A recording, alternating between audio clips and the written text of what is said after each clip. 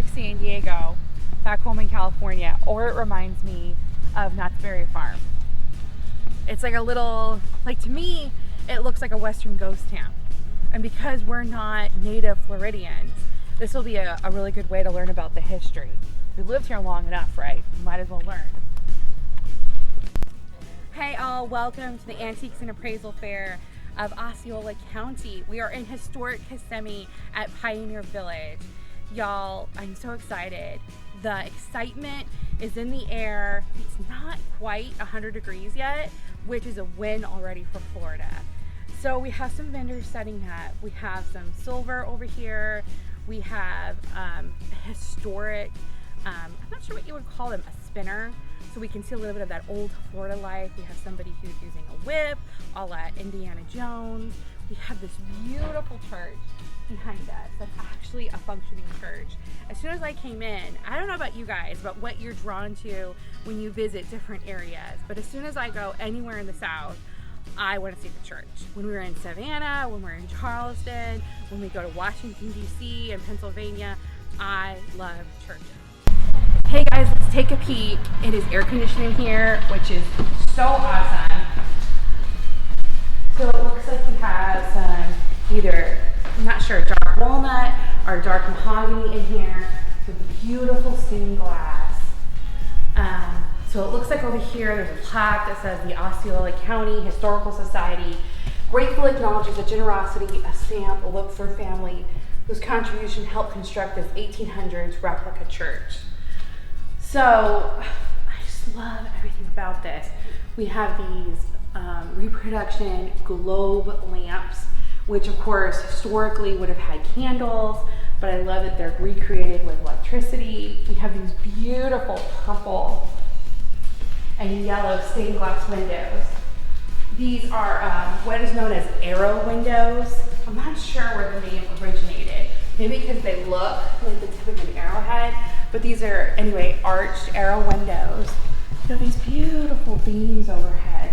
And the smell in here, it just smells like that wonderful woodsy, fresh smell when you have a lot of, antique wood in here. I'm not sure if they use reclaimed beams, but the just overall feeling. It smells musty and old, but in that good feeling. I don't know if you guys are one of those people that love the smell of musty books, or when you go into an antique store. I love that smell.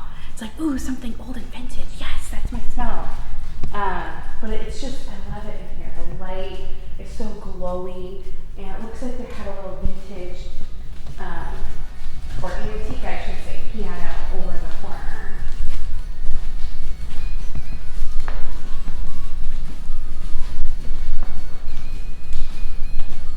It's just lovely. Y'all, I took about 12 to 13 years of piano lessons at the assistance of my grandmother, who I wanted to play the violin, and she's like, no, the piano will come in. You'll use the piano loads of times. I have yet to this day to find an emergency piano situation where somebody just approaches me and is like, quick, does somebody need to play the piano? So I'm really out of practice, but I love pianos now. It's become one of those things where I'm really glad that she made me learn, because now I feel like I'm kind of, this one works. I feel like I'm kind of a piano aficionado. So we go places, and I just love Steinways, and I just love an antique piano. I think it also adds a lot of drama to a room if you're looking for a great piece of decor, even if you don't play. I was just joking with my husband that I totally wore the wrong shoes today. It's a little bit muddy and wet out here, and here I am wearing these dainty summer flats. So next time we're gonna wear tennis shoes. That's on the list. So let's head back out.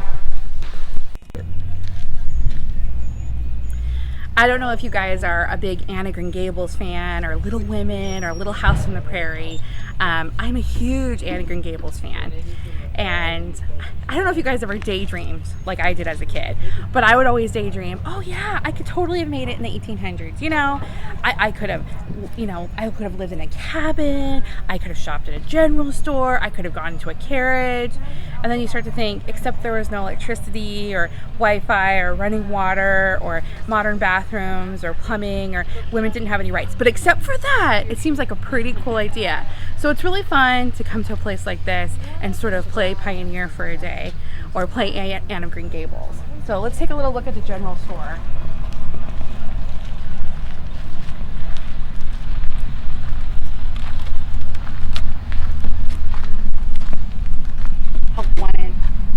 Maybe I could get a job here. Oh, this is so cute. So we have a ton of lanterns right here. And we have some old-fashioned kerosene lamps. Oh, I love old crates like this. I love a good Coca-Cola crate, but I think that the more outside of the box you can get, I think when you can find interesting ones, ginger ale, Dr. Pepper, I love ones that are not your atypical Pepsi or Coke. So I love that one's ginger ale. We have some reproduction washboards. Oh, look how cute. See, this one says old-fashioned whorehound menthol drops. Not too sure about that name, whorehound. Not sure what these menthol drops are hoping to cure, but okay. And then we have manufactured by the Mother's Remedy Company. I love how every name back in like the 1900s sounds like it's so good. Arsenic drops by the Mother's Company. You can trust us. So I love that. Looks like this is a mix of some reproduction and some vintage, but it's really well done. I mean, these barrels up here, they look vintage. I love that. I love a good crate, y'all. I really love this style. I'm not a primitive gal, but I really like incorporating primitive decor with cottage style, with farmhouse. I think when you mix a variety of styles together, my grandparents, when I was growing up, her style in her kitchen, she had a lot of copperware, a lot of primitive style. So I think that's where I get that. But I really, really love, a good sign, I even like colonial style. So I think it's really important that we look at different styles and we can incorporate them. We don't have to be street shabby chic. It's something I've said time and time again. I know y'all are probably sick of me saying this, but just find your style. My style is not straight farmhouse. It's not straight cottage. It's a little bit beachy. It's a touch maybe primitive. It's a touch colonial. It's a touch of all these different things together. But this is just a great example of true pioneer, primitive, style. And it reminds me, Main Street USA, reminds me of Disney. So quaint and homey. Oh, and look, we have this. Oh, I'm totally having the Anne of Green Gables moment right now. Oh, did I just win the contest? I love it. So I love that they have these little vintage post office boxes in here. I love a good vintage letters sign. I've always had this dream about, getting one of those doors that has one of the little letter boxes where you can have the postman actually come up and put your letters in there. Until I saw one of those movies where you had a murderer that broke in. But other than that, I still think it's a nice dream. But this is so cute and quaint. We're gonna head on to the next thing, so stay with us. I guess we can go out this way. We go down the creaky path here.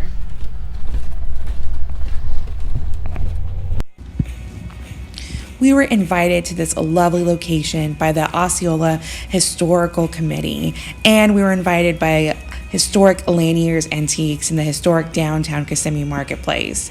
I was so flattered to be a part of this event and to be a guest appraiser, and there's a separate playlist of videos showing what it was like to be an appraiser for the day and all the little treasures and goodies that I got to look at. And I'm just so thrilled to be part of that, and I loved meeting different people. If you have a day to yourself in the Central Florida area, the Pioneer Village is a great stop for families with young children. I really enjoyed the reenactors. There were several outbuildings we didn't get a chance to peek into, but there was a blacksmith, a school building, a general store, and several homes. One of the things I love about this area of Florida so much is all the greenery and how immaculate the grounds were. It really gives a great glimpse into the life of a Florida pioneer, and I definitely would make it a stop if you're in the Kissimmee area. Kissimmee is known for its many, many delightful attractions. And what's great about this area, there's many hidden gems that aren't on your usual tourist attraction list, such as Orlando's many famous theme parks. So if you've been to the Kissimmee area, I'd love to hear from you. Feel free to drop a comment below and tell us a little bit about your visit to the historic district, nearby celebration, or beyond.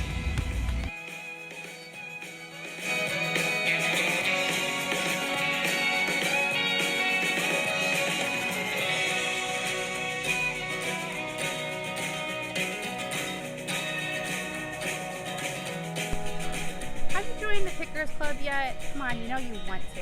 If you love vintage as much as I do and love to see the up-to-the-trend moments with farmhouse collectibles, DIY, and shabby chic and cottage, join me, the Vintage Pickin Mama, as we go up and down the Florida coastline. We'll go through the Carolinas, up to Savannah, and beyond for a look at all of the best, latest, and greatest antique treasures in America.